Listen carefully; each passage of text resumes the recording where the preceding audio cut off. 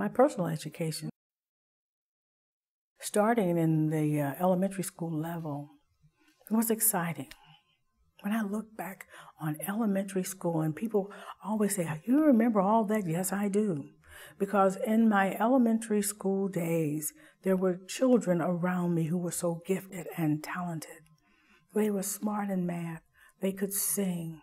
The teachers absolutely loved all of us, and they treated us as if they loved us. So that helped us to continue to grow. So elementary school days at Riddick School were awesome. I played baseball. I loved that. And for the baseball far throw and gym, I threw the ball out of the actual schoolyard. I had a good arm. And I was a good baseball player as well. I was asked to become the part of a boys' little league team. My mom said, does she have to wear a dress? Yes, she does. I didn't get to play little league baseball. So with that said, on to high school. That was a part of my education that was very strong. As I said before about Kenneth Phillips and that part of life, high school is important because then you become more acclimated to what it's like in the workforce. They start talking to you about what you want to do with your life, and that was wonderful, Charles Sumner High School for me.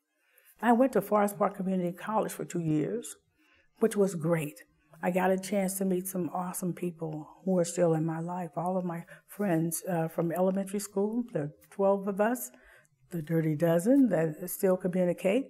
And then from there, 2 good years at Forest Park Community College and then transferring to the Kansas City Art Institute. That was a wonderful thing. I only had 3 precious years there, but they were just that precious. And then had I not been ill when I was 17 years old, out of nowhere, my hands and my feet became numb. I couldn't walk. My speech was incredibly impaired. I vibrated all over constantly. It didn't last very intensely for very long, but because of that, vocational rehabilitation paid for my schooling. My parents would never have been able to afford Kansas City Art Institute. So I'm saying all things work together for good for those who love the Lord and are called according to his purpose. But I didn't see it as a negative, but everybody around me, they thought I had a brain tumor, all this stuff was going on, but I always had peace with that illness, which I still have. And my balance is incredible, but because of that slight movement problem, my brain doesn't give my body the proper balance it should have all the time, especially not under stress. And so I keep my life as peaceful as possible. But because of that, and that's one of the things I have to let everybody really absorb from themselves, even in my classroom, and that is, just because right now it seems like a negative, you can go forward with that. And because that happened to you, it's a high possibility that it was designed for you.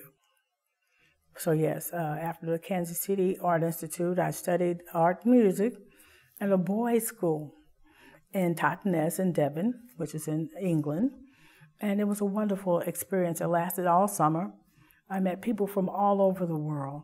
We were lectured to in the day, and then in the evenings we went to awesome concerts. And the violinists were awesome. The conductor was an up-and-coming conductor that everybody loved.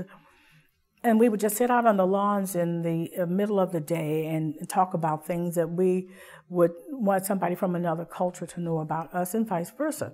So the studying in the UK was nice for me. It was someplace, everybody said, why didn't you go to Paris? I didn't have any money to go to Paris. I just barely made it to London. Give me a break. But that's a part of that whole thing of education for me.